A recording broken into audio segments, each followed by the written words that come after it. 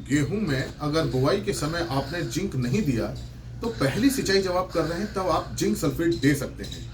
लेकिन इस बात का ध्यान रखिएगा कि ये जो जिंक हमें देना है ये 33% वाला है या 21% वाला है।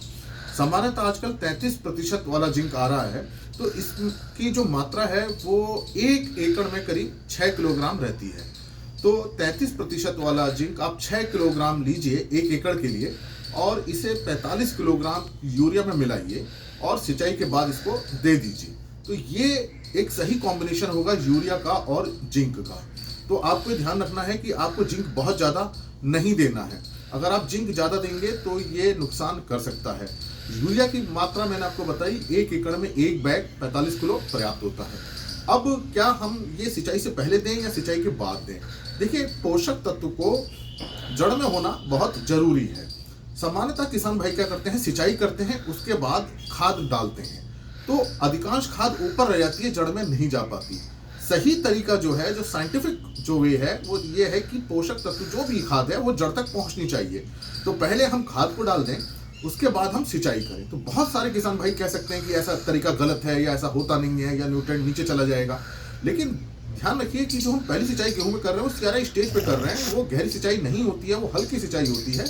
तो अगर जिंक छूट गया है तो आप इसको यूरिया के साथ मिलाइए, 45 किलोग्राम यूरिया के साथ 6 किलोग्राम 33% वाला जिंक मिलाइए और इसको छिड़क दीजिए। फिर आप सिंचाई कीजिए, तो पानी के साथ ये जड़ तक जाएगा। अगर जब तक ये जड़ तक नहीं पहुंचेगा ये अपना काम नहीं करेगा।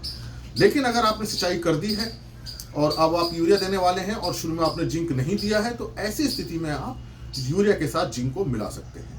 अगर 21% वाला जिंक आपके पास उपलब्ध है, जिसमें 21% आता है, तो फिर उसकी मात्रा 1 एकड़ में 10 किलोग्राम रखनी चाहिए। तो इस बात को ध्यान रखें, अगर 33% वाला जिंक है तो 1 एकड़ में 6 किलोग्राम रखिए, और अगर 21% वाला है तो 1 एकड़ में इसकी मात्रा 10 किलोग्राम रखनी है।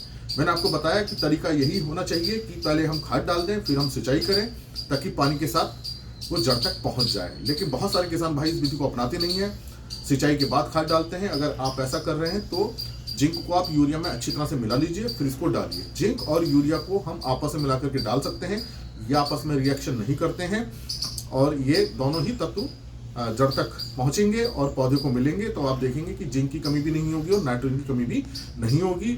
और अधिकांश क्षेत्रों में जिंक की कमी होती है, इसलिए जिंक देना बहुत जरूरी है। तो अगर आपने जिंक नहीं दिया है तो जिंक दे दीजिए, ताकि फसल को उसकी कमी ना हो, उसमें फुटाव अच्छे हों, उसमें कली अच्छे आएँ, उसकी लंबाई अच्छी हो, उसका रंग हरा हो और हमें अच्छी उपज मिल सके।